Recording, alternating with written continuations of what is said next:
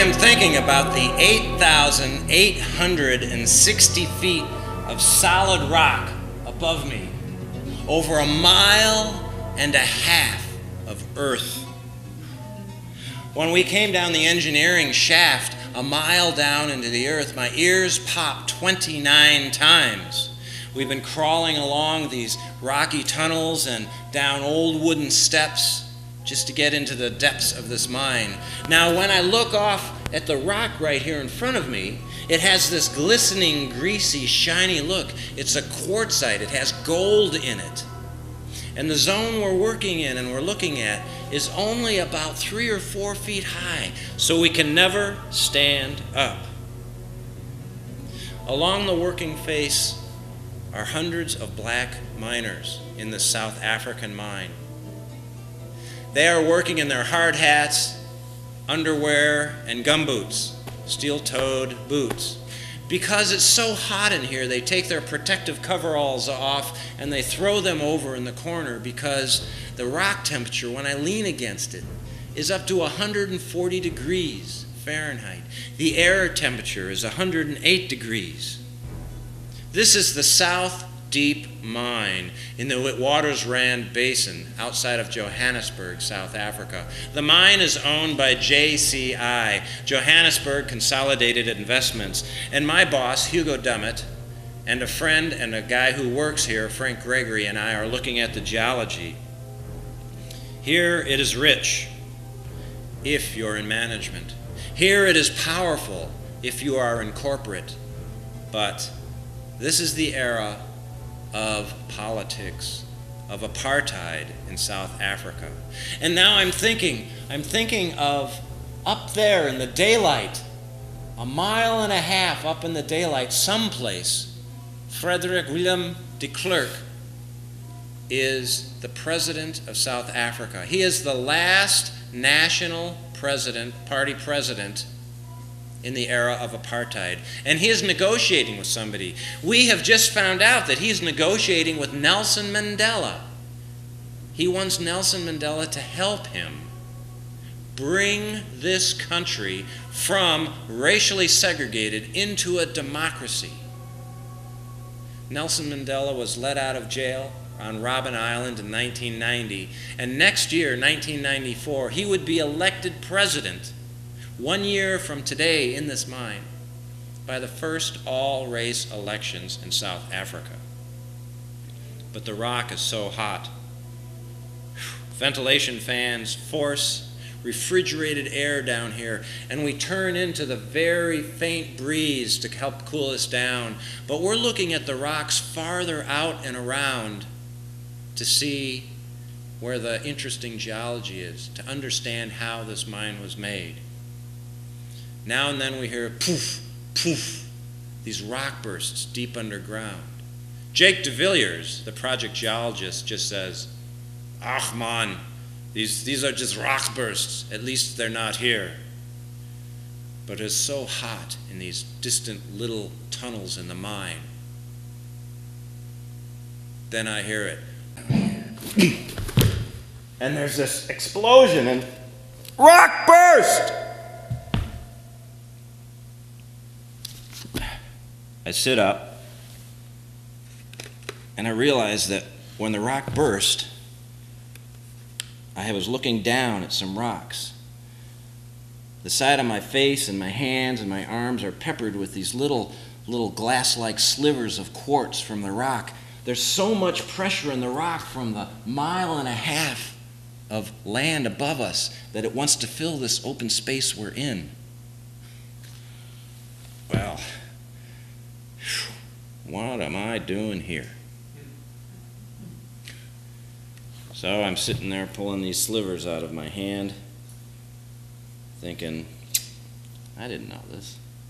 But then I'm thinking about something else. I'm thinking, what are the 5 worst things that can go wrong in a mine?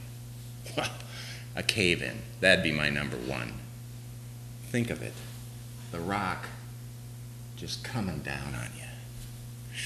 Maybe even worse is if the rock closes off your exit and you can't get out.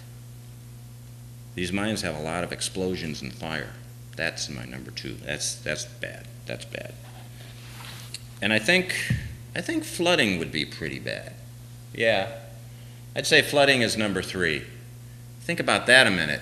You're working away, and you're just paying attention to your work, and suddenly you feel this breeze on your face. You can't hear any sound yet, and then the very gentle and so you look down at it, and in the spotlight nature of your hard hat light, you see frothing water rushing towards you. It's all dark brown and black, and pretty soon you're in it. Well, that's pretty bad. Carbon monoxide, kind of like drowning, but not in water. That's my number 4. And then I'd say rock bursts. Probably part of a cave-in, really, because all this stuff is going to cave in sooner or later. But I look at all these people down here. There's 4,000 employees and 1,800 contractors working underground every day. Every day. The tally of human cost is high. There's 70,000 men killed in these South African mines in the last 100 years. There's been 1 million people seriously injured. I'm not talking about cuts and scrapes, but seriously injured. That means that in the last 100 years, there have been 28 people killed or seriously injured every day of the year for 100 years, mining gold and platinum in South Africa. So why am I here? Well, I don't know what I'm doing underground. Just wondering, why am I here?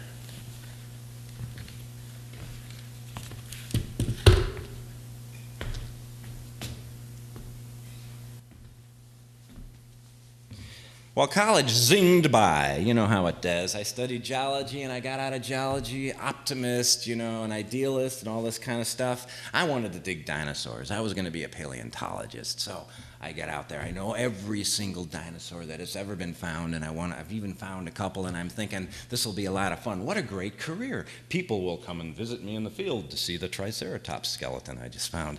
And there's no jobs. Okay? I like volcanoes. Volcanoes are cool.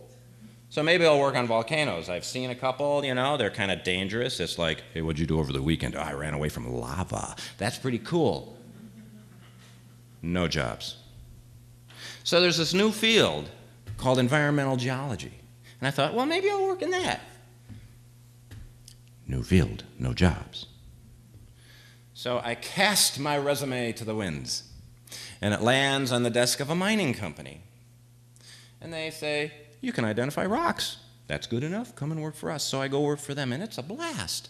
Now, I'm an environmentalist, so going into the mining field is kind of almost traumatic. We have a little family discussion. My parents disown me for a couple of days. Things like this, my mom, when she sends me letters up to the mine, always puts environmental stickers all over the envelope, and the secretary says, here's a letter from that person again. But it's paying the bills, and I'm learning a lot about rocks. And I also realize when you're in mining, you're on the inside, and you can affect change that you didn't know you could affect. My quest is to understand how the earth works. But in reality, I'm just trying to find daylight. I just want to understand the big understand. The roller coaster leaves the platform.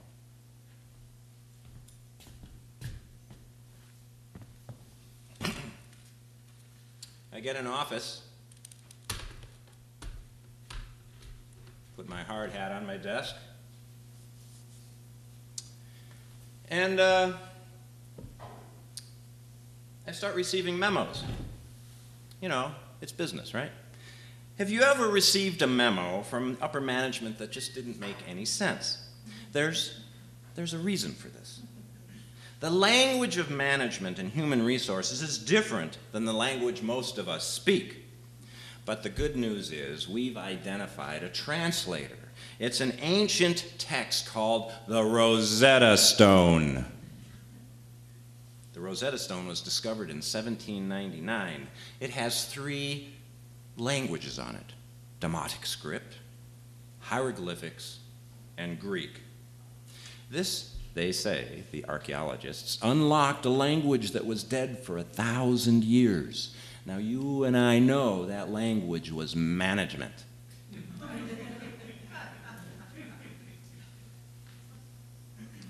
When they translated the Rosetta Stone, they found words like glorious and pious and in charge and civilized and beloved and generous and taking care of the citizenry, things like that. That sounds like management to me. There are also words like revenues and taxes, prosperity, cavalry and infantry forces and ships, great sums of money, and things about corn, gold, and silver. Sounds like human resources and accounting to me. So the Rosetta Stone is really just a management book written by the ancients to understand the language of management, mostly human resources as well. We need a new Rosetta Stone, don't you think? Wouldn't this be useful? So if we imagine the Demotic and the hieroglyphic and the Greek equivalents in modern speak, we get something like the following 3 memos. Now, if you read the Demotic, it's more like the language of lawyers and administrators and managers. So it's, the guys that write the manuals. If you read hieroglyphics, that was the language of the pharaohs and the kings, which today are the CEOs and the presidents, right? And then if you read Greek, you realize that's actually the common language. That was you and me and the artisans and the philosophers and the workers, all of those people. So the first memo comes out to all employees. Stephen Lynch, President, Human Resources Department, policy updates. Now this is in the Demotic. The Human Resource Department wishes to inform FTEs of the new QA/QC requirements in all SLPs, SMART, designed to enrich your CP with goals using your new vision-oriented GPM. This system that is endorsed by the CFO and compliant with all RSA, PP, PEMHP, and IRAs, except for those FTEs who have been reprioritized. Remember, our business is people. And on the bottom, they got the vision of the company, Drive our vision forward. The second one, of course, is hieroglyphics. President, CEOs, they get the HR memo, they look at it, they didn't know what it meant, so they repen this memo to all employees.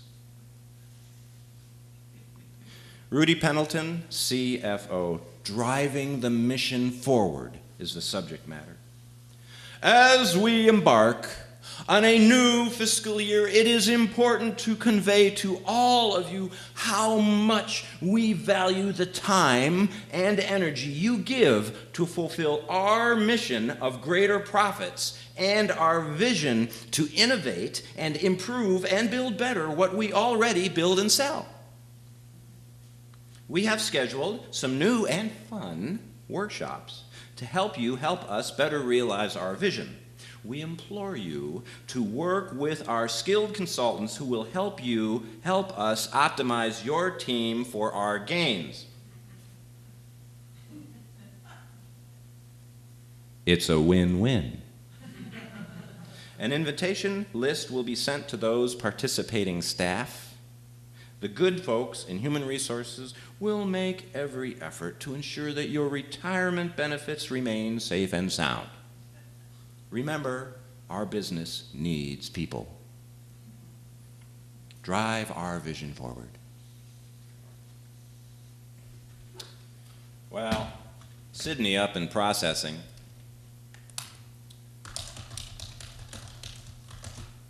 I got an email from him. He's just read the Demotic and the hieroglyphic, and he sends out something to all of us down here in the lower echelons.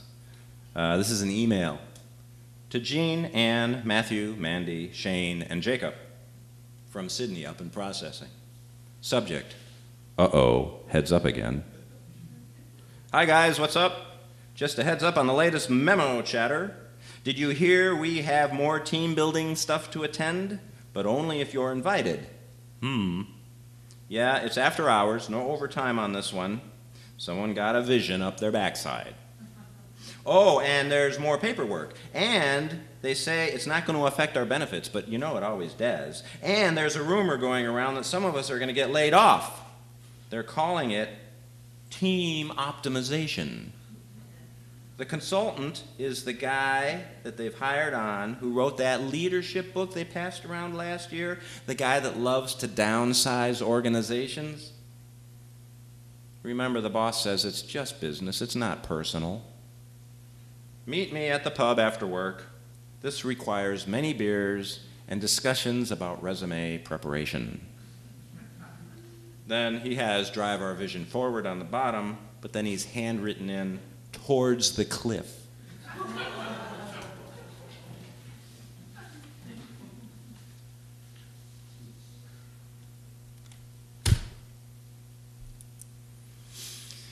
Well, I traveled to Guanajuato, Mexico to look at silver deposits.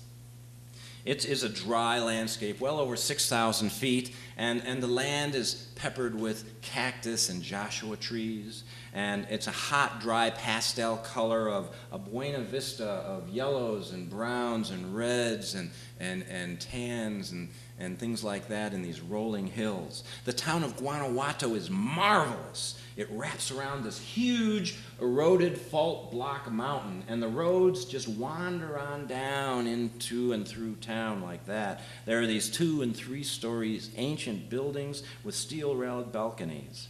The stucco white houses and the less common colors of earthen red and green and pink and sometimes almost a gaudy pastel blue are all catching the vision as I look into town. The streets are narrow, only 1 car thick, because they've been designed for donkeys 200 and 300 years ago. Huge ornate castle-like churches abound in the town, and there's this bronze statue of a conquistador. And there's also a stone statue dedicated to the silver miners. And in the square, there's a dedication to the revolution. Guanajuato is here for a specific reason. When the Spaniards entered Mexico in the 1500s, they discovered silver. Some of the mines, such as the Valencia mine complex just over on the other side of the hill there, has been operating without a break since the 1700s. I find the silver shop in town, this little hole-in-the-wall shop, and I go in and I get talking to the guy. He's got really thick glasses, and he's working the silver very carefully into little crosses and into little bits of earrings and pendants and stuff like that, and little tiny silver animals. And he says that there's this prospect just outside of town a ways that a family is operating. It's a small-scale family-run mine. I should go up and look at it. Now, when we find these kind of things, we call them grassroots properties. They're things that nobody's really looked at before. Well, later on, I drive up there and walk over the hills to the mine workings. And the Mexican miners are all in a good mood. There's much talking and laughing under the hot summer Mexican sun. This is a homemade silver mine. The rocks have been dug and blasted and hauled out of the earth. And right in the middle of the workings is this vertical shaft that's nested amongst the angular rocks. It looks like this unique black hole in the middle of this rocky universe. The rock is colored just like the hills, tans, yellows, oranges, and reds. All of this is from the rusting of the iron sulfides and the other silver minerals. And all this rust points to metal in the ground, metal of great value. And I look at the shaft. Well, there's this rickety wooden kind of, structure above it. And there's this pulley and this hoist and pulley system dangling down from the head frame here.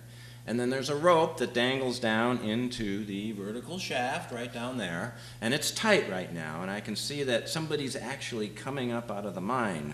And I notice right next to the gaping hole is a statue of Jesus. And they've got him kind of tipped looking down.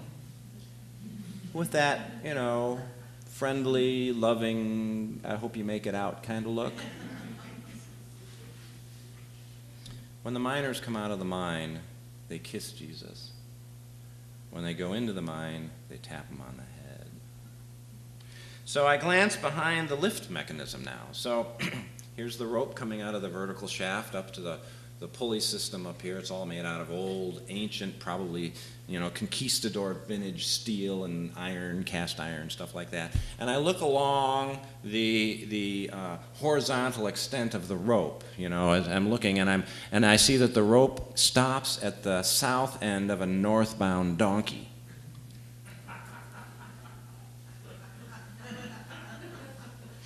There's a boy behind the donkey hitting it with a stick, and the miner comes up. All the family, friends grab him and pull him out of a bucket. He's just sitting in a bucket on top of a bunch of silver ore.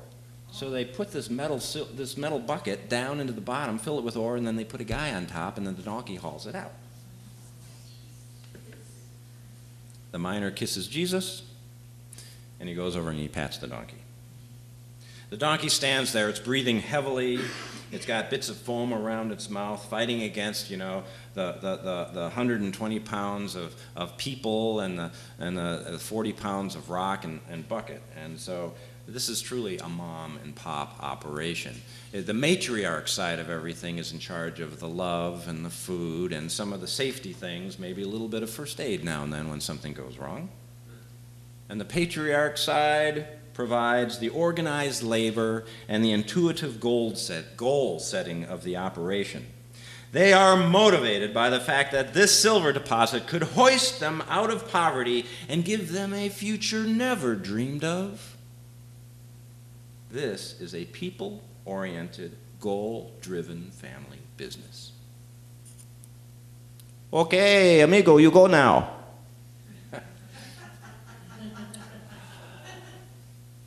Got to clean my own. Amigo, you go now.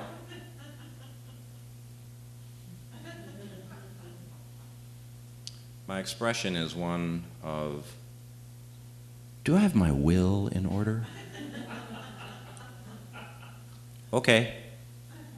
So I grab the rope, and it makes that creaking sound that woven fibers make when they're strained, And I put one foot into the metal bucket, and it starts swinging, and I swing out into the metal bucket. They've taken the ore out, so it's me and the bucket and the rope. And then I see the kid on the state-of-the-art hoist mechanism go from the south end of the northbound donkey to the north end of the northbound donkey and start urging it to go backwards. And so as it goes backwards, I am lowered in these jerky donkey step type motions down into the hole as the edge of the earth rises above me, and I end up seeing just this daylight up there and these heads looking out over. And one of them says, "Hey, amigo, you're doing fine. So is the donkey." Well, after about 30-foot descent, I hit bottom, and I looked down into a couple tunnels that they've blasted and dug by hand. And there are many miners down here, maybe a half a dozen or so, nothing like South Africa. And they are chipping away and speaking in Spanish and having very much a social mining kind of event. They're talking and there's a little bit of laughter and stuff like this. And they fill up these bags, these big burlap bags with ore. They each weigh about 40 pounds. And then they drag them back to the bucket. I get out of the bucket, a bucket tender drops the bag in, empties it, and goes, up it goes. I'm down here by myself, so I crawl into some of the tunnels and I start looking around. Now, silver mines are jewelry boxes. They're really cool. The surface oxidation is all rusty, but when you get down underground, you see this mineral called parargyrite. It's a silver mineral that crystallizes into a beautiful ruby color. And there's argentite, a silvery gray mineral. And then there's native silver, which grows out of the rock. You know, like on those cold Door County mornings when the frost has that hoary frost look? This is what the silver looks like when it grows native. One of the miners wants to show me what he's been chipping away at. It's a vug. It's this hole in the rock about as big as my open fist here. And inside, I can see all these parargyrite crystals, the ruby-colored silver minerals, and a couple other ones in there. It's beautiful. It looks like a Fabergé egg that's been turned inside out. And he looks at me and he says, "Amigo, this is my end of the rainbow." After a couple of hours of mapping and sampling, I returned to the metal bucket. I have collected at least 20 pounds of rock. Me, back then, 165 pounds. And the bucket's about 20, so I'm doing the math on this. There's a few extra pounds above what the normal load is. You know what I'm saying here? And the boy tending the buckets assures me that the ass upstairs can haul my ass out of the hole.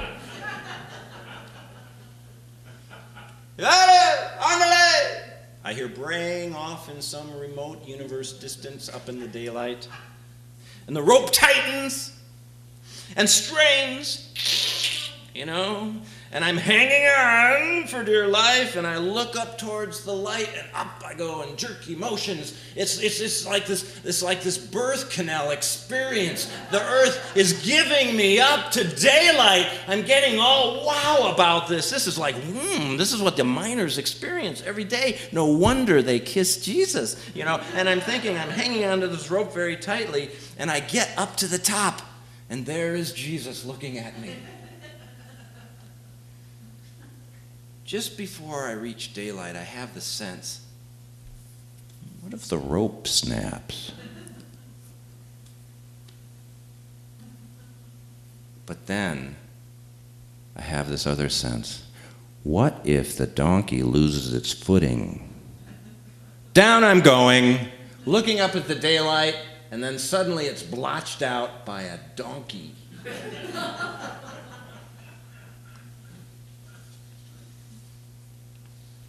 Being crushed in a mine by a donkey wasn't even in my top 5 worst things that could happen in a mine. Well, I made it out of the mine. I patted Jesus on the head, and I kissed the ass goodbye. Now, the roller coaster gains speed. I get a job with an Australian-based, huge global corporation looking for minerals. It's one of the largest mining companies in the world.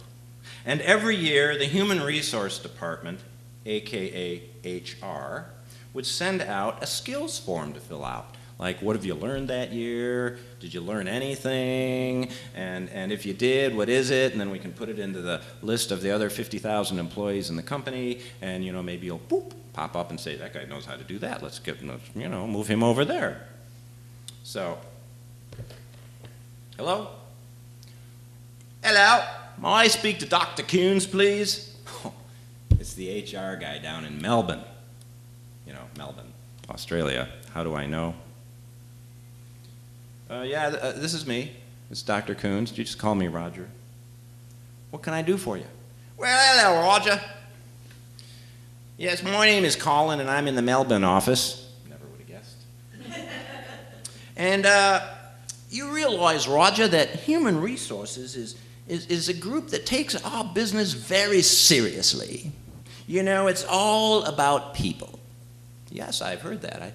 I think I know that. I'm a bit nervous, you see, because when HR calls, you're either getting promoted, or you're getting fired, or you've done something against policy, usually a policy you don't know anything about. Well, I was examining your annual review and your skill set, and I noticed that you've been considered for a new assignment.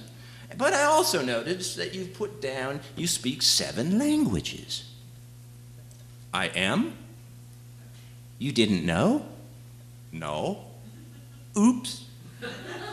Well, just pretend that I haven't spilled the beans. They're spilled. Well, pick them back up and put them in the can. Anyways, you put down that you speak 7 languages. Roger, that's a lot of languages. Now I know that you speak English.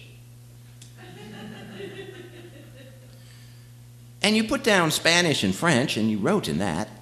But these other languages, now, Roger, we take these reviews very seriously. You know, this is the basis for promotions. You've written down that you speak languages that I don't think really count. I don't remember anything about this. I might have been in a funny mood. Yes, you've written down you speak American, Canadian, Australian, British, and New Zealand. Roger, I don't think that last one's even a real language. I don't think you take these reviews very seriously, Roger. You can see the need for HR reviews to be very seriously. Oh, please. Well, Hugo gave me the promotion, and I moved to Africa to live for about 8 years. Now, you remember the Rosetta Stone, that ancient book on translating the language of management. Well, it just so happens that another paragraph was translated recently, and you're the first to hear about it, of course. And this revealed a great understanding about types of managers. Now, remember the 3 languages on the Rosetta Stone, the Demotic, the hieroglyphics, and the Greek. The Demotic, the lawyers, and the administrators and managers and stuff like that, and the hieroglyphics, you know, the CEOs and presidents. Maybe some of you have actually worked for a pharaoh, I don't know. And then the Greek, the common man language, the worker, the artist, the scientist and philosopher. So it's the Greeks who really are able to communicate. And the Greek philosopher Epicurus said, "We live happiest when we are free from the pains of life. And a virtuous life is the best way to obtain this goal." But Hippocrates turned out to be the Greek philosopher of choice for understanding personality types. Did you ever hear these personality tests called the Myers-Briggs? Okay, well, what they did, basically, is they built on all these ideas of Hippocrates. And they basically figured out that you have extroverts, people who are recharged by other people's energy. So they go to, when they're really tired, they go into a crowd and they, you know, extroverts. And then there's the introverts who, you know, when they're tired, they kind of got to go in the back room and turn the lights off and go into a sensory deprivation tank and just hope things get better. And then they have the group of sensing people. You know, I get you. I feel your pain, kind of thing. And then there's the intuitive people, like, yeah, that's obvious. Yeah, it's just, you know, it's obvious. And then there's the thinking people and the feeling people and the perceptive people and the judging people. So it all works kind of like this. You have people, and some people are managers, and some managers are good managers, and some are less good managers. And it all started with Hippocrates, who figured this out in 400 BC, and he had a lot of insights from Plato. And then this kind of moved through, you know, the eons and a lot of different kind of experiments in management and stuff like that. And then Carl Jung in 1921 decided to put some stuff into it, and David Keirsey and Isabel Briggs Myers and her mother, Catherine Cook Briggs, and a dozen other kind of things happened. And they come up with, you know, types of people.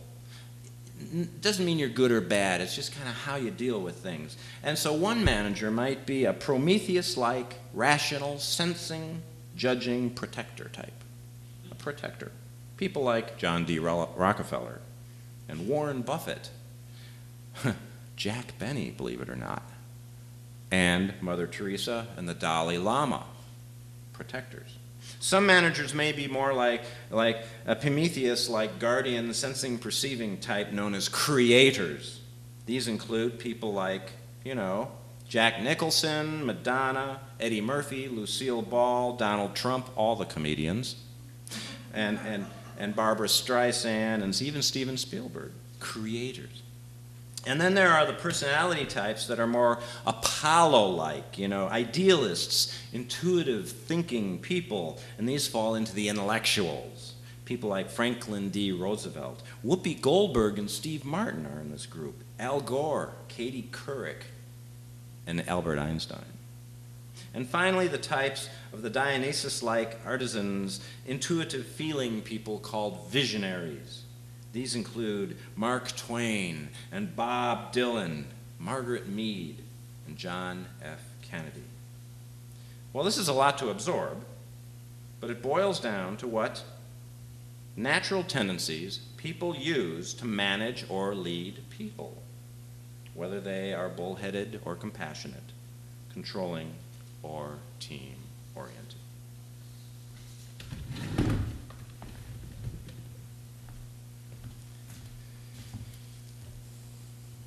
At night, the jets come into Caracas like cars through a toll booth during rush hour. Venezuela is the hub of activity because of its natural resources: oil, gold, diamonds, agriculture, and low-cost human resources. I have been sent here by the company to look at the gold and the diamonds. From the Caracas airport, my team and I board 2 Cessna 208s. The team is small, about a half a dozen people, including a Fort Lauderdale high-risk-taking businessman with Cayman Island accounts named Bob Cooper. A good field geologist is with me, one of my compatriots from the company. He's from Arizona, John Hoyt, and then me. Cooper has actually bought these 2 Cessnas. He's letting us use them. And he bought them so that he can fly when and where he wants. They're stocked with beer and sandwiches. And as we taxi to the runway, I see this row of private planes, some of which people are getting out of, people that are in black suits and sunglasses to shade the sun from their eyes and maybe their identities, and they're getting into private black limos, and they all have black briefcases and bodyguards. We fly south from Caracas to Caquera, past the coastal mountains, and over the flat mid-interior of Venezuela. We fly above the meandering Orinoco River, and the flat terrain becomes hilly and hummocky. Upon landing in Caracara, we book rooms at the Hotel Miami for the night. Dinner is local fish, pabon, with yucca tuber and some Venezuelan polar beer. One of Bob Cooper's geologists joins us and drops 2 small leather pouches on the table in front of me at dinner. Well, I open one, and I pour the contents out into a coffee saucer. There is 120 carats of diamonds, uncut. The second bag, I do the same. 150 grains of gold. Bob leans to me and says, "These are from the Guanayamo placers. I want to show you them." Good way to get somebody's attention.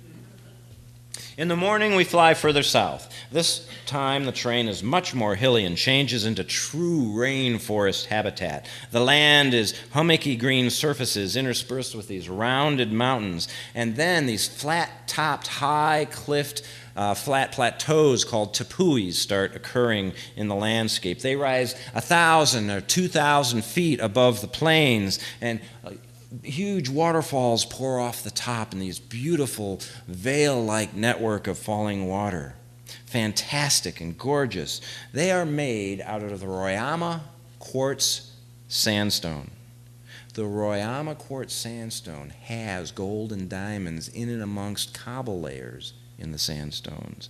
And this is weathering out into modern rivers and making new placer deposits. And that's what is being worked. We find the Guanayamo River and continue south above its light brown water, deeper south into the jungle. Under this blanket of green, holding up the tepuis, is 2.6 billion-year-old granite. Through this 2.6 billion year old granite erupted 1.7 billion year old kimberlites. Now, a kimberlite is a rock that is sourced underground 200 miles, where diamonds form. And it comes up at the velocities of the speed of sound, erupting as a volcano and spewing diamonds out in the ash and collecting them in the crater. These eroded 1.7 billion years ago and washed into the rivers that would make the Roraima quartzite. And ultimately that would weather into the modern rivers today. Well, the banks of the Guanayamo are pocked with alluvial mining pits. The rainforest has literally been dug up to access these gravels and sift through them for gold and diamonds. This is an ecological disaster. We'll soon see from our airplane view the town of Milagro up ahead now. And we spot the only landing strip. And as we come in, we actually are coming in between these tepuis, these big vertical cliffs of Roraima quartzite, and it's pretty tight fit. And you got to actually fall out of the sky onto this dirt runway. And as we're coming in over the rainforest, I see things in the rainforest like a wing or a fuselage or a propeller stuck in the top of a tree. And there's a, does that have people in it still? Well, we come down and we hit that dirt landing field, and the pilot slams on the brakes, and we slam into the harnesses that keep us in the seats, and we come to a sudden stop. We are in Milagro, which means the miracle. You bet. The mining towns established along the river include Milagro, La Salvación, the Salvation, and then Coralaquita, which is probably named after somebody's daughter. These towns are cluttered, poor, hungry places with ad hoc tin shacks made from flattening out 55-gallon fuel drums. The atmosphere is humid and vibrating with Latin music. The main street is potholed and crowded with open-air bars and dirty cafes, mining supply shops, grocery stores, beauty parlors, and gold and diamond buyers. Like every fifth building, you see compra oro, gold, e diamante, diamond. Posters depicting Jesus are tacked to the walls, upon which are leaning, scantily clad, and not so attractive prostitutes. Telephone wires and power lines from the montage form this montage across the tops of the roofs that seem to pull the town together, but the town is really held together with mud. Mud is everywhere. And in the city center, in the very square of the village, is Simon Bolivar, the hero. This is a frontier town in every sense of the word. Bob Cooper leans towards me as we get out of the aircraft, and he says, "Roger, now, every woman you see from now on is a prostitute, and every man you see from now on is a pirate." I look at Bob and I say, "And you?" He gets this Cayman Island account look on his face. "Oh yeah, all the pirates are rich. Oh yeah." The next few days are spent along the banks of the river looking at gold and diamond workings. And the operations are thus. First, they set a pump by the edge of the river, and they pump water through a fire hose and blast it into the rainforest, washing away the trees and the animals and everything like that until they get to the gravel, and they start washing the gravels, and it starts excavating this big pit. And it digs deeper and deeper and deeper until you have this huge hole, this crater from the high-pressure water. And then they have another pump next to that big crater full of water and washed gravel, and they pump that out, and they pump the gravel into what's called a jig. Now, the top of the jig has a big coarse grate, and the boulders and things like that go flying off. And the bottom of it has a very fine grate, or screen, and the clay and the silt wash through, and that's why the river is the color of chocolate milk. The stuff in between they keep. This is the jig screen size that collects gold and diamonds. So at the end of the day, they clean the jig each time, just once. And I got to see this many times. Carefully, one of the miners will pull out that key screen, and first thing he does is he kind of looks through it with his fingers, looking for diamonds. Now, sometimes you'll find a big stone, and those stones just shine like their own universe. Nothing in this gravel is remotely as shiny and brilliant as a diamond. Quartz looks dull by comparison. Then what he does with this is he takes it over a big tarp and flips it upside down, thwomp, pulls back the screen, and all the heavy minerals, the gold and the diamonds, are now on the top, and you can see this array of gold and sparkling stones. John and I wander along the Milagro Trail and come across more workings. We come across this huge excavated pile, and there's a half a dozen muddy and muscled Venezuelans who are working with 2 men from India and 3 men from China. We strike up a conversation, and one of the Venezuelans, named Jesus, speaks passable English. I speak passable Spanish back in those days, and we got talking, and it seems that they have discovered a buried gravel layer, very narrow gravel layer that's really rich, but it would be take too much time and energy to blast all of that gravel above it away, so what they've done is they've sunken a shaft down to it in gravel. Deja vu all over again. I take a look down the shaft, and I can see a mud cake face looking up at me, smiling. Jesus says, "Hey, you want to go down and take a look?" John Hoyt, the guy standing next to me, says, "Roger, that's nuts. That's gravel. It'll cave in if you just look at it sideways." Well, John is right. But I figure, well, maybe if I just slip down there real quick, have a quick look, I'll beat the odds. So I look at the hoist.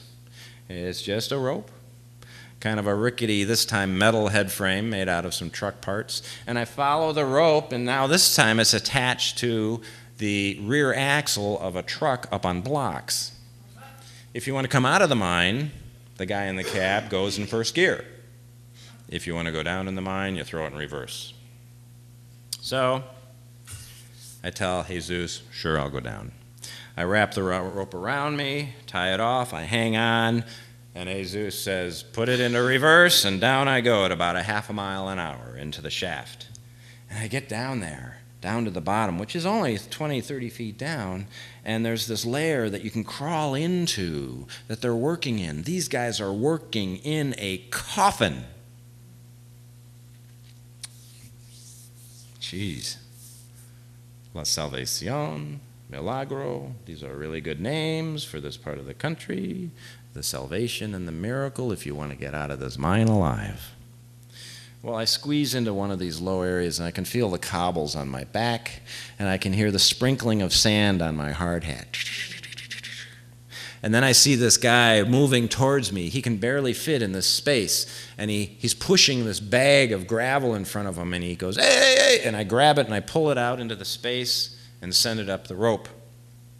Well, I'm pretty happy to be hauled back up in first gear to daylight. I do like the sun. Well, over the next week, we conclude our visit and meetings. John and I return to the airport and board the Cessna 208 to Cacara. We have been told that we have to stop in Cacara to pick up a package. Bob Cooper has agreed that we do this. We don't know what it is. So we fly out, and then we land in Cacara. And it turns out that we have to transport from Cacara to Caracas the local commandant's wife. She's the package. She wants to go shopping in Caracas. The commandant runs the show here and is part of the kickback scheme that allows the diamond underground to function at a profit. Everyone is paid off. Pirates, soldiers, police, politicians. The least paid are the miners. Now, John and I are standing there on the tarmac, on the runway there, and we're looking at this pile of suitcases and boxes and crates. And then I'm looking at the woman here, the commandant's wife. And how should I describe her? I would have to say she's round. She's round and plump and buxom and wide and heavy, and her face is beautiful and dolled up, and she's ready for Caracas to hit the stores. And we learn very quickly that she is terrified of flying.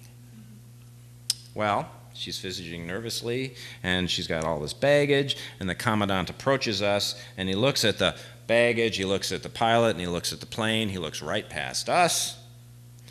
And the pilot says, "This won't fit." And the commandant says, "Yes, it will. Put the guys in the back." John looks at me and he says, "Oh, this is going to be good." Roger, have you completed your will yet? We hear that a lot. So there's this frenzied hour of packing and arguing between the pilot and the commandant's wife. And soon the Cessna 208 is absolutely packed. John and I are instructed to wedge in, climb over, and crawl through boxes and crates and all of this stuff. And John gets in there, and I'm starting to get there, and I turn to the commandant and I said, "Does your wife really need all this stuff to go shopping? It looks like she's already Oh, yes, she must go shopping with all her stuff. This is how she does it. She tells me this. I don't argue." Okay, calm down. John and I are thinking that, maybe there's things in these packages, like diamonds, gold, cash.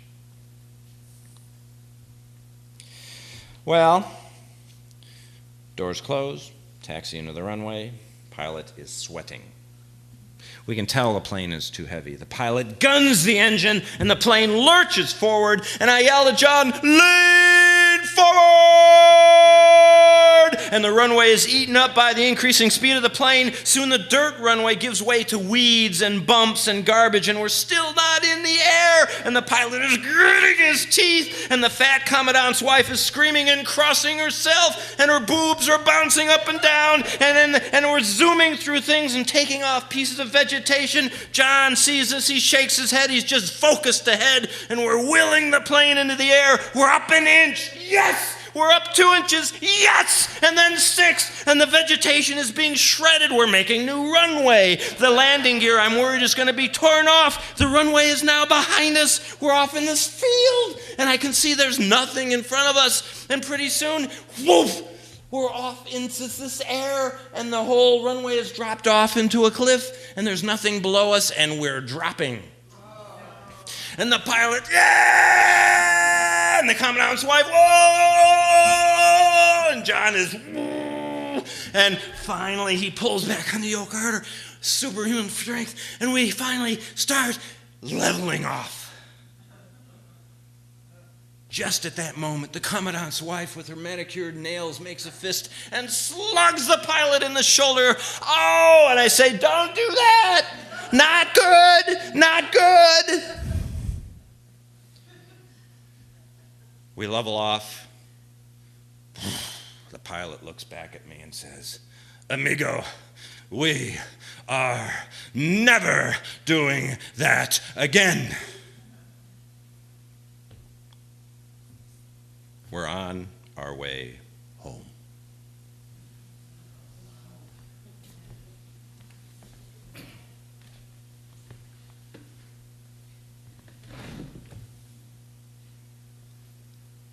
He is a man of peace. He is a man of forgiveness. But he is also a man with great strength and charisma, like none I have ever seen. He is known to say, "In my country, you first go to prison, then you become president." I wonder what it would be like to work for this guy. Nelson Mandela is at an informal gathering in Cape Town.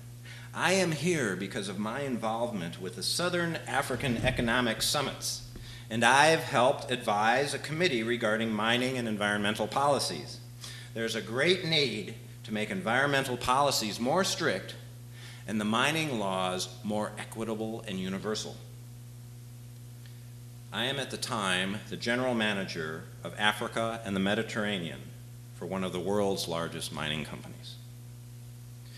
But upon meeting Nelson Mandela, I realized that the roads I have taken, the troubles that I have put up with, and the dangers I might have faced are nothing but dust under his boots. I am humbled and filled with hope by this charismatic and wise man. The president is in Cape Town preparing to speak tomorrow to the South African Parliament. I heard it's going to be an informal gathering tonight over at one of the well-known historic hotels. And so I impulsively drove to the hotel, and this impromptu meeting was in March of 1999. It was just a couple of months before the end of his presidency. Because Mandela was about to retire as president, he had joked early in the year at the World Economic Forum. He said, "If anyone should see an old man by the side of the road carrying a placard saying, 'No job, no money, new wife, big family,' please give a thought." The scale of President Mandela's tasks and accomplishments boggles my mind. Pulling a country into democracy. When he came into office, 30%, some 12 million people, were without clean drinking water. By the end of his presidency, he had given clean water to over 2 million of those people. He was elected when 63% of the households in South Africa were without electricity. They had no electricity. When he left office, 36% were without. Mandela ushered in the African Renaissance. The president said, as we gathered around him in this small group, we were talking about what's next, and he says, "The sadness and our greatest challenge is the distance we need to go to equalize education. Our people have the talent, they have the strength, but they've not had the chance. We are trying to fix this. This must be part of the gaining respect and defeating fear. We'll never have our equality, neither will we have peace without these things: education and defeating fear." In our brief chat, President Mandela asked where I felt the mining companies should stand with regards to people. I said that from my perspective, mining companies should be all about people, all about the communities in which they work. I said that it is incumbent upon the mining companies to behave as responsible citizens. The mining companies must practice compassion and humility. Their efforts must be genuine. He said that I was such a dreamer. He then said, "This journey to equality is a never-ending road. We will never end this pursuit." The president's very fiber preaches lessons in humanity and people-centric management and leadership. It is all about people.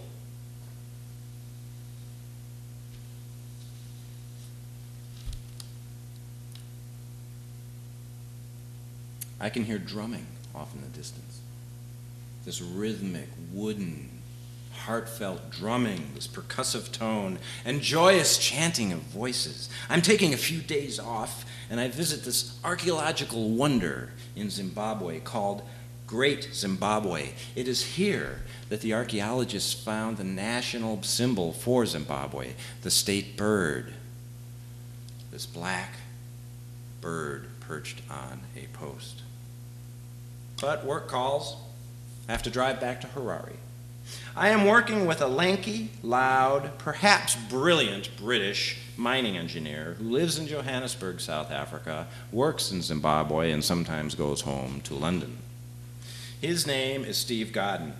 And I'm also working with an introverted, sardonic, introspective Canadian geologist named Wayne Hugel. He's one of my favorite guys.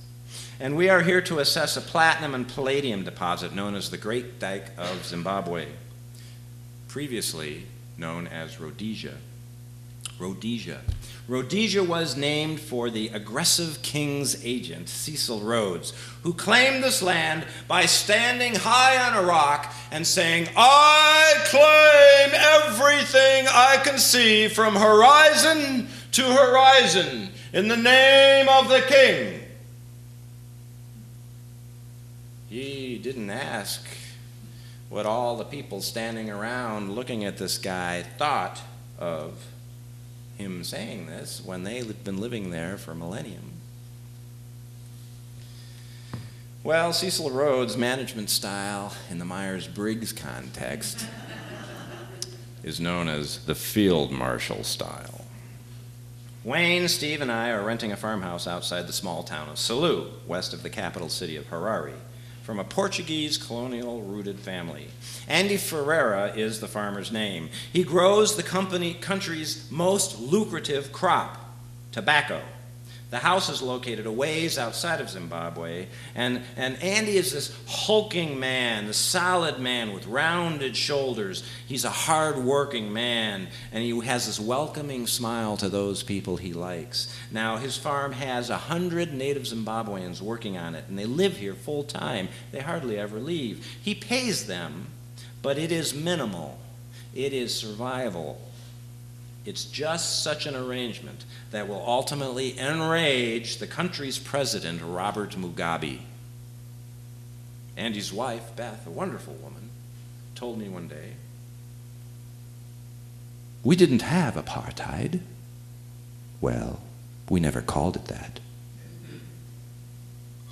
Our project manager is a long way away in San Francisco.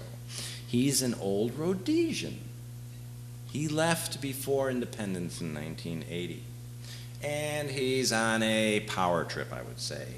He has his own stack of human resources challenges that revolve around gender, race, command and control, fame, and I would say responsibility avoidance.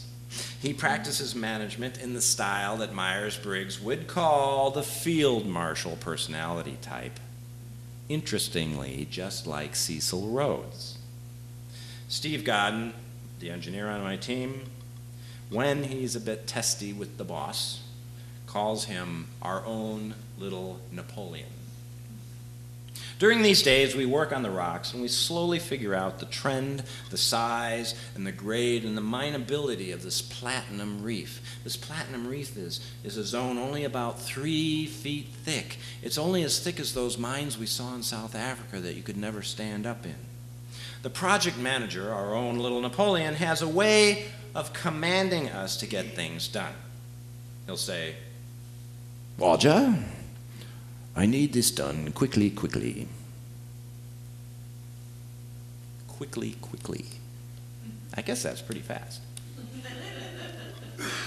Now, my boss, the vice president of exploration, Oliver Warren, has an executive assistant. Her name is Georgette Cobbs. She's this wonderful black woman from Oakland working in the San Francisco headquarters office. So she sees little Napoleon every day. She calls me one day and she says, "Oh, Roger, quickly, just told me to tell you that he wants you to call him quickly. I say, "Georgette, we already call him quickly. And she goes, "Ah!" Her laugh just brightens my heart. And she says, "I don't think he wants us to call him that anymore, but he wants you to call him quickly. And I told him you would call him quickly just now." Now she goes laughing again, and what Georgette has learned, she helped me set up some of the South African work, and she learned that in South Africa there's a phrase. It's called "just now." Can you go pick up that box? Yes, I'll get it just now. Would you go move that car, please? Yes, I'll get it just now. Would you please stop the gushing wound on my leg? Yes, I'll get it just now. Just now is the South African phrase for, "Yeah, I'll get to it when I get to it." And what Georgette learned working with geologists who work in scales of time on the order of millions of years. And when we say just now, don't wait up. Don't wait up. So she's been using just now whenever quickly says quickly. Well, I call the boss. He tells me to prepare for a meeting in San Francisco in a month or so, and that meeting is supposed to be a presentation meeting where I present all of our findings. He wants me to prepare a report and make an actual beautiful PowerPoint presentation that he can use. He said it must be done quickly, and so that we can lay out the underground development plan and start blasting rock and moving ore. Okay, reasonable request. A couple of weeks go by and the work continues, and the findings are pointing to more and more difficulty. Wayne, Hugo, Steve, Godden, and myself are finding problems. We're finding that the rock mechanics tell us that this is going to be a very dangerous mine. This mine can cave in. Remember my first big worry working underground? Caving in. Okay, and we also start realizing as we interview people and get to know the Zimbabweans that there's a problem there also. We find from some reports that in some business sectors over half of the people have AIDS. We find that the attrition rate in some businesses is they lose people every year because of this, which means we will have to be dealing with that tragedy in these families and retraining programs. A human resource nightmare. Meanwhile, Robert Mugabe is ruling Zimbabwe as an autocrat, as a dictator. He spouts rhetoric about the good of the people, but then he suppresses the press, he steals money from the national coffers, and he terrorizes anybody who runs against him for the office. He basically is managing his country like some of the South African businessmen are managing the big mines. And we realize that people learn from example, right? And when greed rules, people always take a second seat. A good bit of time passes. I fly to San Francisco to present our findings to the Vice President of Exploration, Oliver Warren, his team leader and my good friend, Hugo Dummett, and our little Napoleon, Mr. Quickly, the project manager. The first part of the meeting goes well because all I'm doing is reviewing basic engineering and geology. But by my team's determinations, the rock above the Platinum Reef that has the good stuff in it is very, very bad rock. The rock mechanics and engineering Steve and Wayne and I have done show that in order to keep the mine safe, we're going to have to put supports every 3 or 4 feet. Now you're in a space that's only 3 or 4 feet high, and every 3 and 4 feet you got a post. This is a cross pile of timbers. There's almost no room to operate in there. If we don't do this, it'll cave in. I tell quickly, we have 2 ethical choices. 1, move ahead with the mine and know that this decision will cost lives. We already know the statistics from mine disasters in South Africa. The second choice is to stop the project, and I know this means that it opens a can of worms and risks a huge investment, but are we about people or money? Little Napoleon turns as red as a tomato. He's sweating and he has his hands flat down on the desk in front of him, and he's been pushing this project for years. This is a career builder. He tightens his lips and he frowns. Oliver Warren, the vice president and my mentor, speaks up and he says, "Roger has a point. If we know our work will kill people, we shouldn't do it." Hugo agrees. Little Napoleon looks up. He's got the ear of people higher up on the food chain than Oliver and Hugo. Quickly says in a very controlled and logical voice, "No, I think we must move forward with this mine. I think Roger and his team's assessment is too critical, too conservative. I think the rock conditions are better than they report. This will be a safe mine. There's silence in the room. I start to speak, but little Napoleon holds up his hand and says, "Wait! Roger, thank you. Thank you for your work, for your team's work. But this is the decision." I flew back to Harare. I told Wayne and Steve. Wayne just looked forward as we drove back to our farmhouse. And then he said, "I knew quickly would put money before people." But in time, the underground workings were developed, and upon invitation from Quickly, because he wanted to show me how safe the mine was, he asked me to come out to the mine and tour. So I did. I flew to the platinum mine to see what the conditions might be like.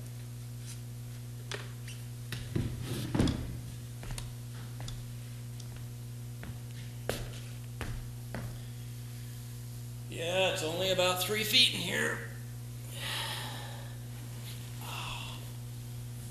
And I can see that you've put the supports not 3 feet apart, but looks more like maybe 5 feet apart.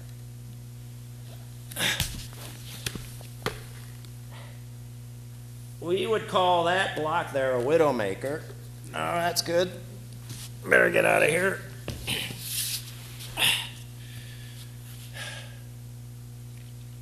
Doesn't look good. I spent about a day looking around underground. 2 days later, a 3-ton block of rock fell on a young miner. He was killed instantly. He had a beautiful wife in town, just married, about a year or two ago. He had a wonderful infant daughter. He had taken this job because it was hope for financial security and a future. He could send his kids to school, something that very few got to do. I told our little Napoleon that we had killed this man. The main concern that Wayne and Steve and I had came true.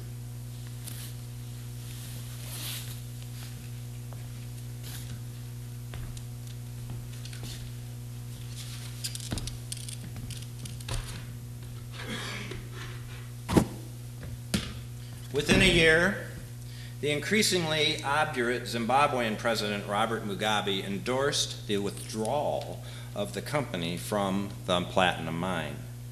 The way this works is the company sells all of its share to a Zimbabwean partner for a paltry $3 million. They have invested almost $700 million in this project, and they sell it for $3 million. In May of 1998, I was at the World Economic Forum in Windhoek, Namibia.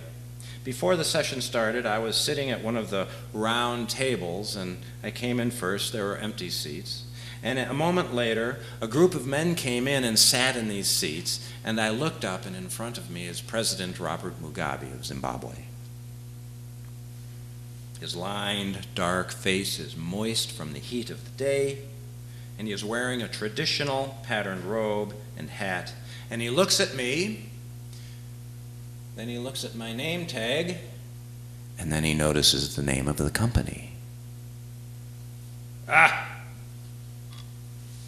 I know your company. Yes, it is a good decision of your company to consider to leave the mine. Many people will take back what is the people's, what is ours, what is not yours. The days of foreign control of our resources in our country are over. They are at an end. I introduce myself. And I say, but even if the mine were safe and you close it, who benefits? It is better to keep this from your company than to share it with your company. Well, I say, at least it'll be closed because it's not a safe mine. We have many miners. He leaves it at that. It's not personal, it's just business.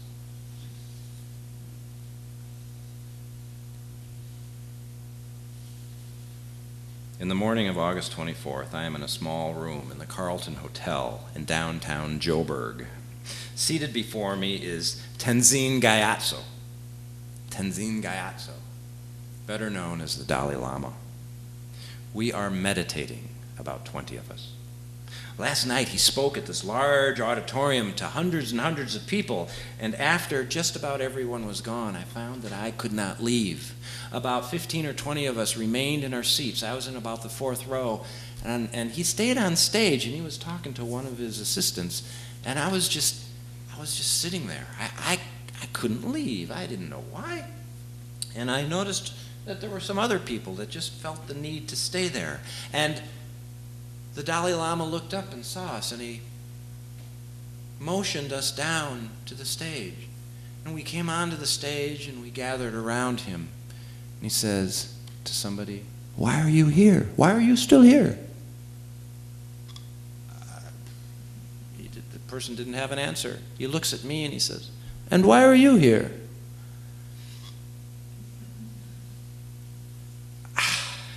I just wasn't ready to go. And then he says, "Would all of you like to join me in meditation tomorrow morning?" You think? So we go down to his hotel, the Carlton Hotel, down in the financial district of downtown Johannesburg. This is like one of the most dangerous places on earth at that time. I mean, there's gunfire, and there's homeless people, there's crime, there's all sorts of problems down there. And in the middle of all this chaos is this peaceful little universe. And now we're sitting in this room that's usually used for like a conference room, a big table and stuff. All the chairs and tables are out. We're all sitting on the floor, about 15 of us, with the Dalai Lama right in front. And he makes eye contact. His smile illuminates his face with kindness and charisma. And he says, "I feel Buddhism holds the answer for myself. It is a personal journey of discovery." Everything is personal with this guy. The Dalai Lama's management and leadership style is one of a protector. That's the sensing introvert. Then he closes his eyes and he falls into meditation. He is in his own personal space. And we in the room do the same thing. Time slips by. Now and then I take a little peek to see if he's done meditating. I've never meditated quite like this before. And he's sitting there, and I'm realizing that the Dalai Lama is the 14th in a line of reincarnated life forces. And this man of many lives sits before us dressed in a deep saffron robe with maroon edging. He is the leader of the Gelug, the yellow hat branch of the Tibetan Buddhisms. I had seen these people in their monasteries when I worked in Tibet. And he has close cropped hair and glasses and an infectious smile. But his eyes, they're a window to the universe. Wow. And this guy is going up against China. He has said elsewhere that he believes the purpose of life is to be happy. I think that's a pretty good thing.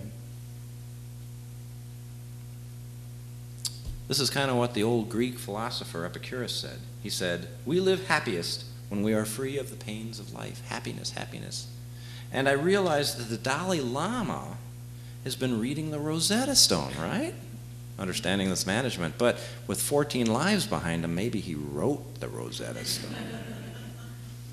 The Dalai Lama looks up, done meditating for 20 minutes, and he says, "We must be tolerant of all languages and religions.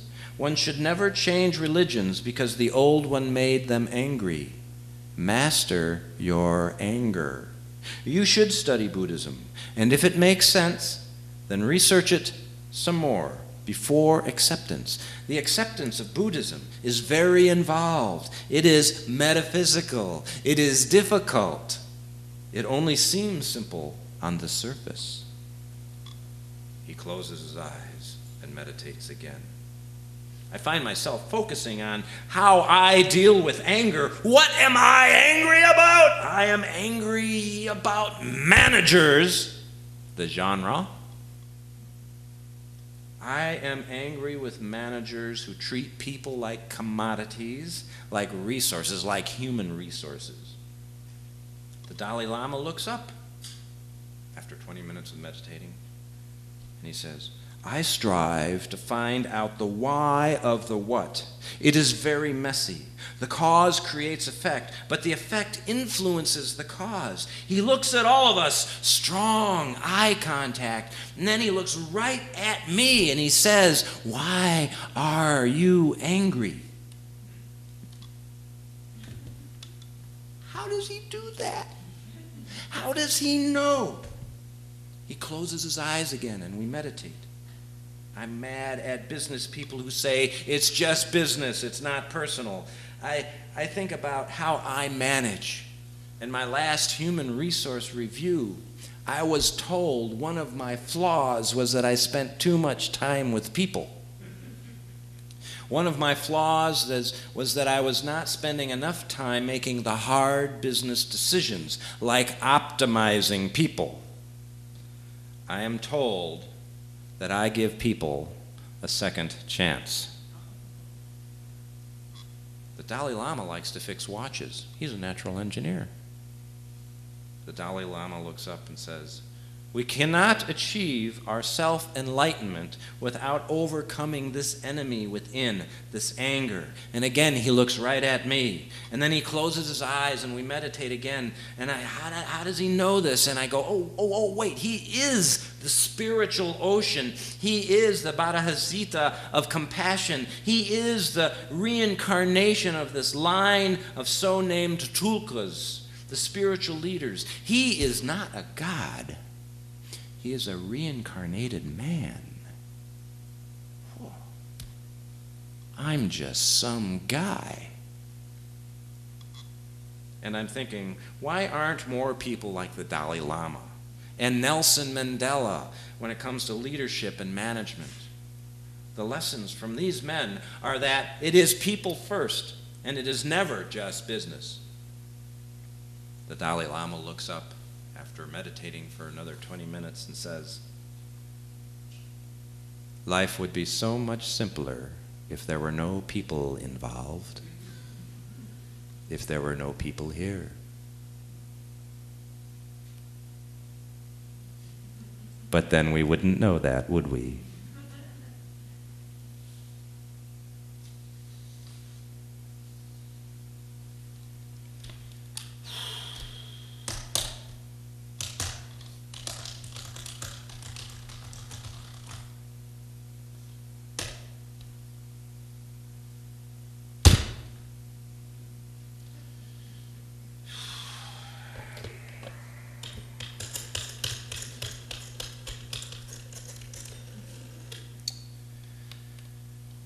Yeah. Let me put you on speakerphone. Hello, this is the help desk, technical help desk. Can I help you? Yeah. My computer's not working again. I gave you that repair number, 3752-6B7916-2, sub 6C, form B7, subform L, subform, I can't read it. Okay, you got that? Yes, I am looking at this now, and you are? This is Roger up in the Philadelphia office, and my computer doesn't work. Thanking you very much for calling. It is very nice to have you here on the phone, and I am helping you. Okay, my computer's not working. What should I do? It is time for you to reboot your computer. I did that. It didn't. Oh, no, just reboot the computer. That will fix it. I said, no, I've rebooted. Who am I speaking to? Oh, my name is Bob. Hi, Bob. My screen's freaking out. and programs crashed. Oh, yes. Very common problem. All you need to do is reboot computer. Bob, it's not really.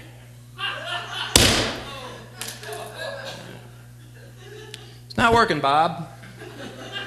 Oh, did you reboot? Yeah, I rebooted. It's not really working. Okay, then maybe you check the defense line in the computer for viruses.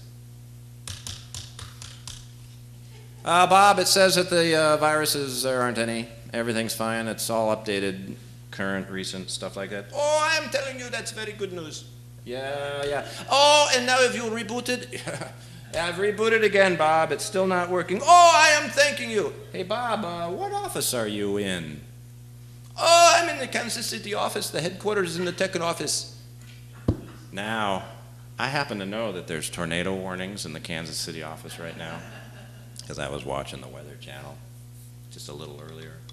How's the weather, Bob? Oh, I'm telling you, Kansas City is a beautiful city. It is nice and sunny and green. Oh, it's just wonderful warm. I might even go out and go for a walk at lunchtime. Bob, it's 4 p.m. Oh, I meant tomorrow. Okay, Bob. But I heard that there were tornadoes coming. Bob? Oh, my goodness, I'm looking out the window at tornadoes. They're coming. All of a sudden, it is the strangest thing. It is coming right now.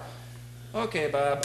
Any advice on the computer? It's not working. Have you rebooted? Yes, I've rebooted. It's not working. Thank you very much. Okay, I'm telling you, I am thanking you. Hopefully that I've given you some good help, and your computer is working now. This is very good news. And if you would take some time to fill out the questionnaire at the end, which will help me get a promotion, that would be very nice. Gotcha, Bob. Gotcha. And I am thanking you for calling the help desk. Okay, goodbye. Jack walks into the office. Hey, Roger, heard some of that. Do you know how to fix this thing? And I said, oh, please shed some light on the subject. He says, well, close the top. Okay. Did you reboot it? Yes, Jack, I rebooted it. He says, I know they always tell you to do that. Now stand up. Okay. Now you're going to take the computer down to where they fix it. Pick up the computer, Raj. Okay. Now, hold it out.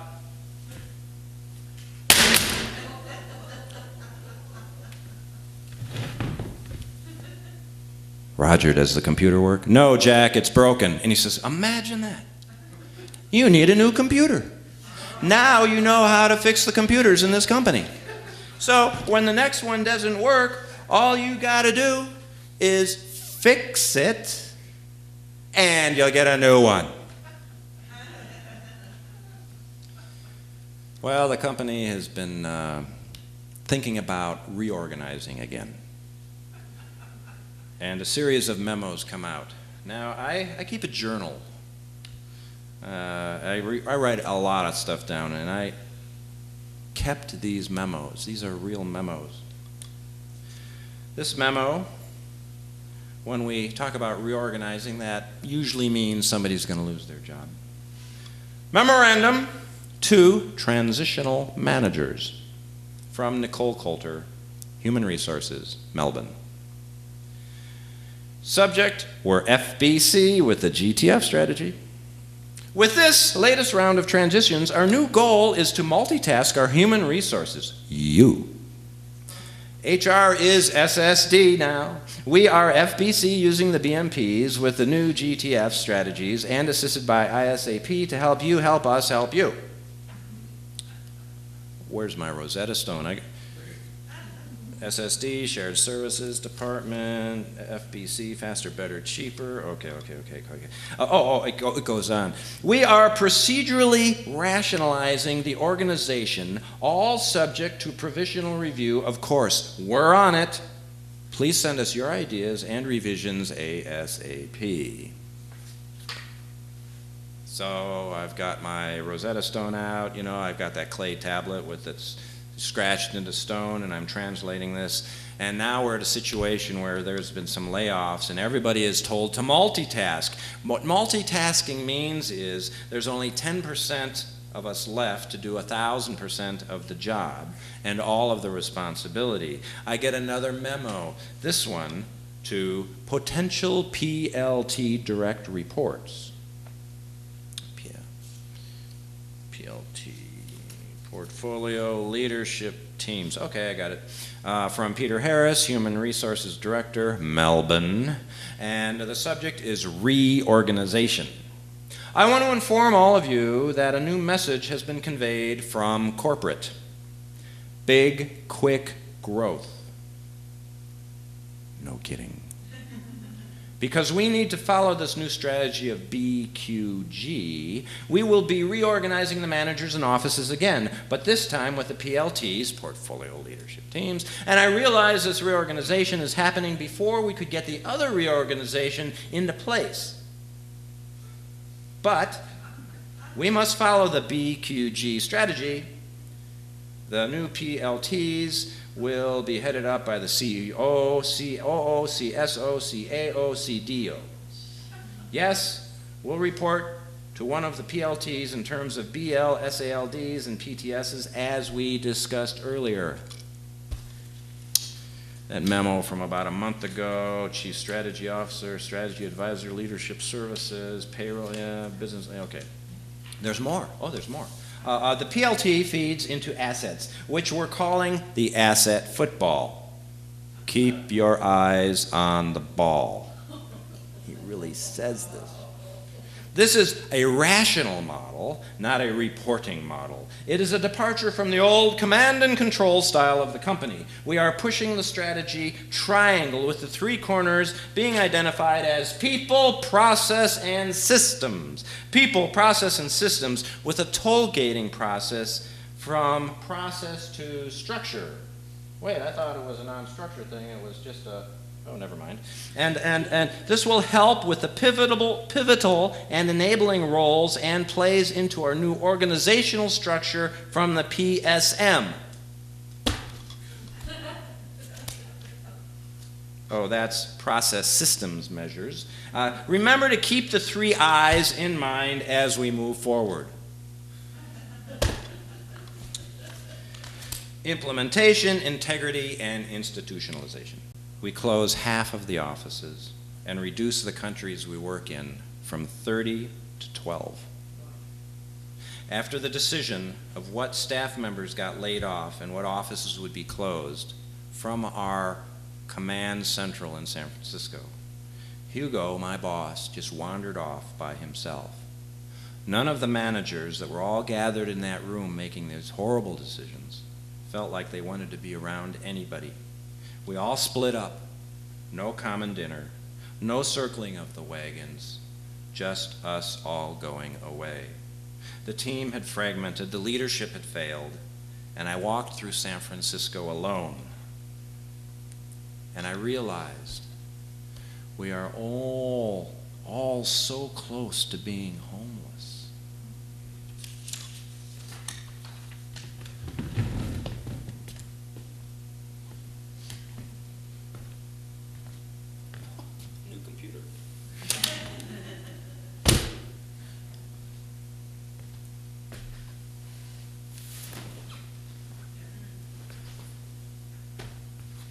You've heard about Myers-Briggs. You heard about the extroverts and the introverts, the sensing and the intuitives. Well, we've been talking about some people, and I've been keeping notes. So what I figured was with the introverts up here. Now, the introverts are people that recharge their batteries by themselves. The extroverts are people that can recharge their batteries in a crowd, okay? And then there's the sensing people, you know, like, I feel your pain. And then the intuitive people, like, yeah, I get it. Now, there's no bad people on this chart, but there are challenging people. Now, the challenging people I've put into groups. So what I was doing is I was plotting some of the miners and the managers down in South Africa, and some of our HR people. Most of them, they're wonderful people, but they plot down here in this lower left quadrant of extrovert sensing people, and also the consultant that was hired that laid everybody off, he plots down next to the miners and the HR people. And remember the pirates down in Venezuela? Guess what? They plot here as well. So this is my field of pirate managers. People that are kind of behaving like managers, but are kind of behaving like pirates. Maybe you've worked for a pirate. So then we have the people that ran the big companies and the big gold mines and things like that, and they're the big mine bosses. They're down in this extrovert, intuitive category called the field marshal, like Cecil Rhodes, and that's where our good friend Little Napoleon plots. Then, astonishingly, Nelson Mandela, introvert, intuitive. Dalai Lama, introvert, sensing. My boss, Oliver, the Greek god Apollo. Kind of cool. I'm an introvert. I plot in here near my mentor, Oliver, and that might be why Oliver and I are so attracted to each other, because we get each other. It doesn't mean anybody's bad or good here. It's just kind of how these people that are in these management and leadership roles are affecting the world. So up here, this category I call people first. People first managers, the pirates, and the field marshals. It's all very simple, don't you think?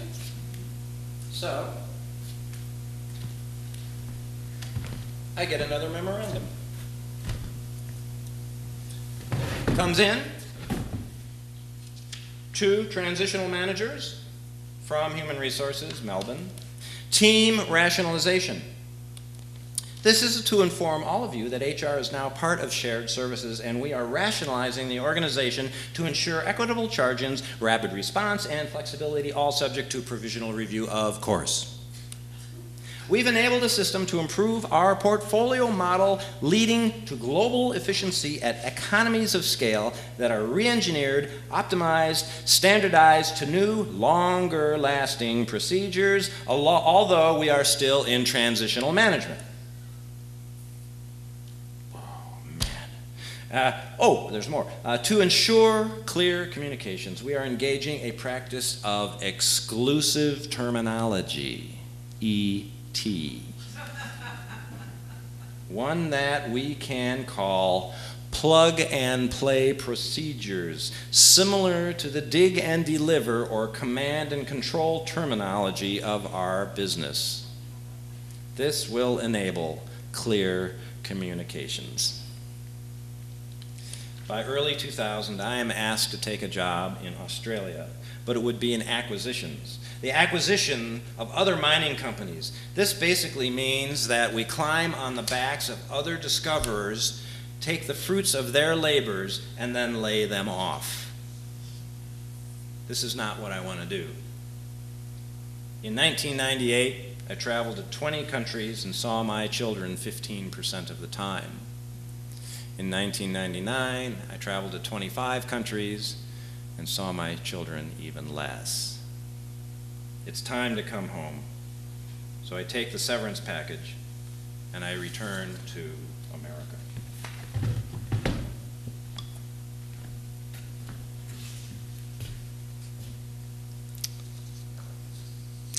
Gonna pose a question to you. What if humanity got a pink slip from God? There's a New Year's Eve party going on. Master of Ceremonies is interrupted by God, who has an important message. The MC at the New Year's Eve party is saying, "Well, it's only a few minutes to the new millennium. How exciting." "Pardon me." "Yeah, we're kind of busy down here." "Yeah, we're kind of busy up here too. I've been watching things and been noticing that there has been a lot of corporate downsizing going on, and I think it's time to look at the human race. You know, kind of an efficiency thing."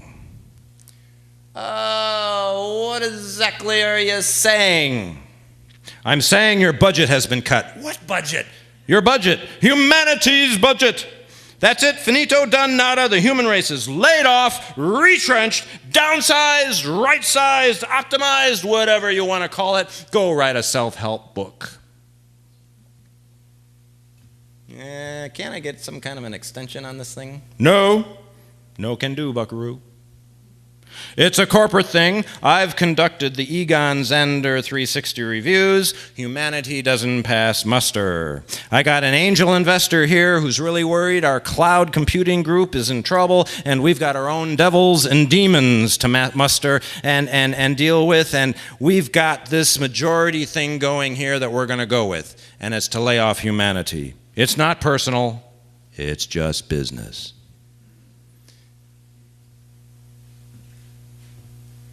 Really? You made me who I am. I got some skills. You might need consultants. I can be your consultant. I can organize stuff. I got people skills. I can do things. Career value. I got intellectual capital, hands-on experience. Plenty of angels up here sitting on their wings watching the Nature Channel. I don't need any more consultants. Besides, they cost money. But this isn't fair. We've all worked so hard. Deal with it. Write that self-help book I told you about. But why is this happening? One word, market. Show me the money. You folks don't produce. You just reproduce and consume and throw stuff away. Not the same thing. You consume instead of generate profits and revenue. Hey, we're nearly bankrupt up here. Expenses have gone through the heavens. Time for minimization. Well, at least I get some kind of retrenchment package or something, right? Some benefits. No, not in the plan, not in the budget. Besides, once I lay you off, there are no more jobs. There's no more nothing. And you're on your own. I wonder where God would plot on the Myers-Briggs diagram. Well, I started a few companies, a music company, Music to Ears, a sustainability company, Sustain Audit, all these little small co's and family co's and things like this. And a couple clients signed on, and sometimes I notice that without that big corporate banner behind me, they kind of expect you to work for free. You don't have the overhead. Hey, work for free.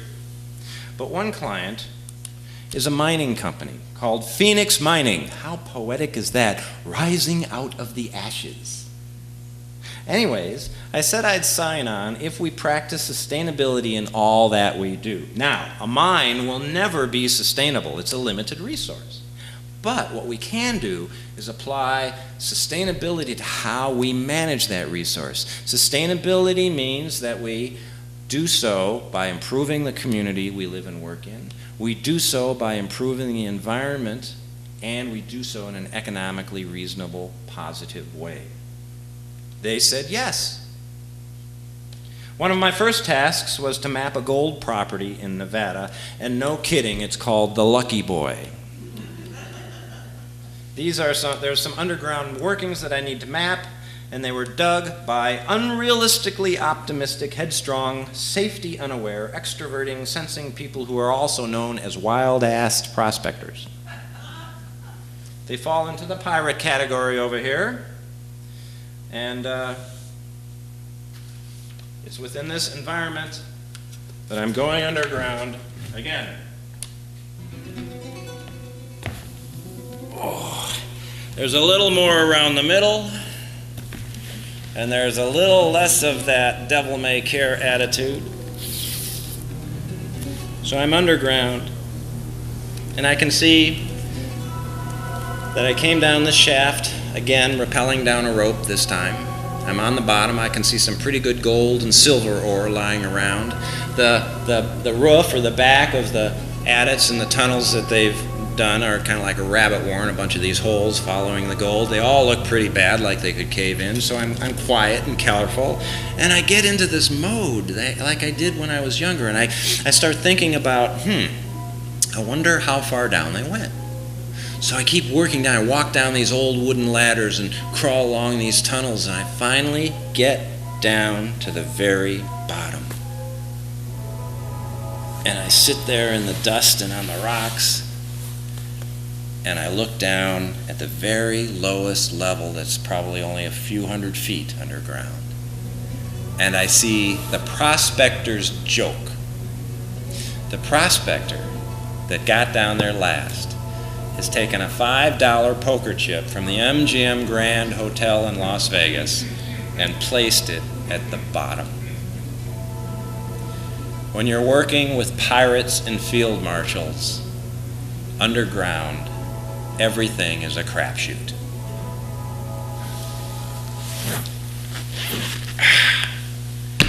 It's so nice to be back up here in the daylight.